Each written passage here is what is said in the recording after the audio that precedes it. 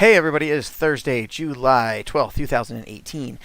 There are a few things I want to go over today, and tonight's video will be about using Fibonacci support zones to really increase the success rate of your trading. Mostly when it comes to futures is what I use it for, but I also use it for swing trades on different stocks. So, that being said, let's get into it. Shrink this down.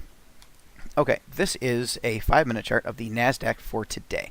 NASDAQ today was up 128 points, screaming.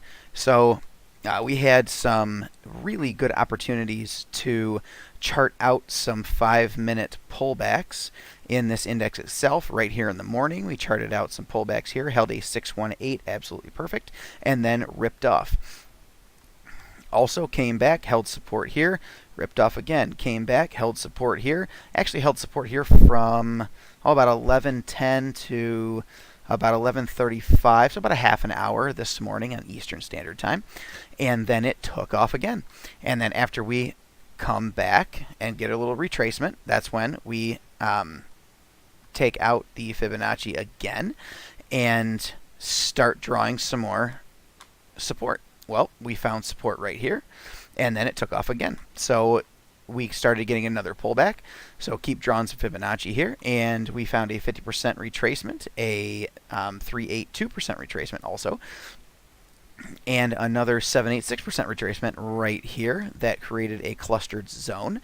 And this is a zone that we took a trade off of. So let's go to the 333 tick chart. Actually, let's go back. I will get the time for that. This move started at 1410. So let's come back to, about 1410, which is in this general vicinity right here. So there's two things that you need when you're going to be trading Fibonacci.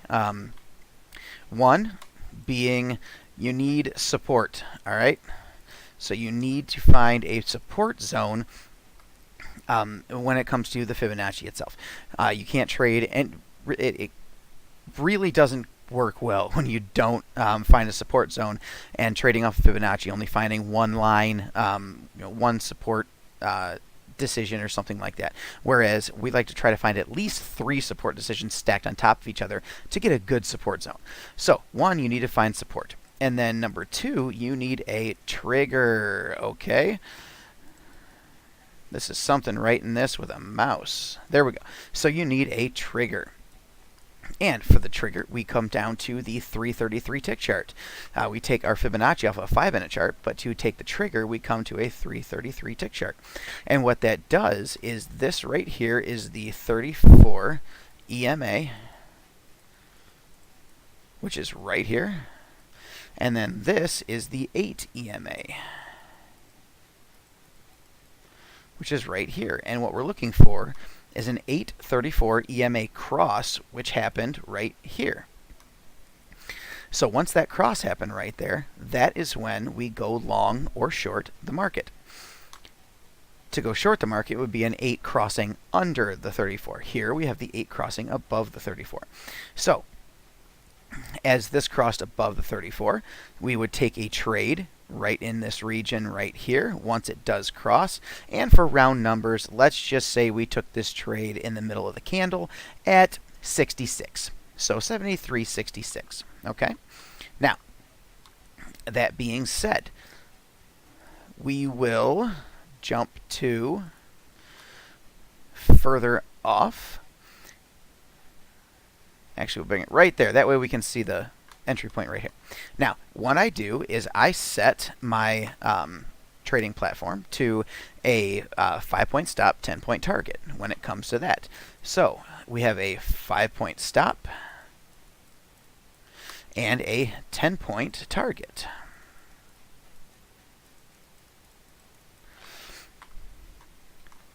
So getting in here at 66, that would have put our stop at 61. So 61 would be about this level right here. Somewhere in that neighborhood would be 61. So that would be our stop is down here at 61, and our target point would be 76. So broken up here, and then as we trade back down, the trade is still open. Trade is still open. We get right up into this general vicinity right up here, and we would have gotten out of our trade right here at 66. So that would have been a 10-point profit in the NASDAQ. So we got out here, we got in here. So that's a 10-point profit in the NASDAQ itself. So that is the NASDAQ. That is exactly what happened today. So that was a good 10-point trade in the NASDAQ. Now, let me bring up, actually, let me change my pen. There we go. Let me bring up the ES, and we will do the exact same thing. What happened in the ES today? We had multiple different pullbacks here in the ES. So this pullback right here, it sloppily held this support zone right here, and then it took off. So let's see what that looks like on the 333 tick chart. Here is that zone on the 333 tick chart right here. Once we get a crossover right here, that would be somewhere up in here. Seeing as price was moving up so rapidly, we didn't get the cross until right up in here. So let's say that was at the right in the middle of this candle. Let's say that was at the 96 area. Okay, so we're long at 96, and again that's 27.96. But what we're looking for the profit and stop loss on the ES, I am looking for a 3-point stop and a 5-point target. So that being said, say we get in here when this crosses above right in here at 96. So 3-point stop, 5-point target as we trade up here right into this region right here. So what we're looking for is 81. If we get into 96 plus 5, we're looking at 28.01.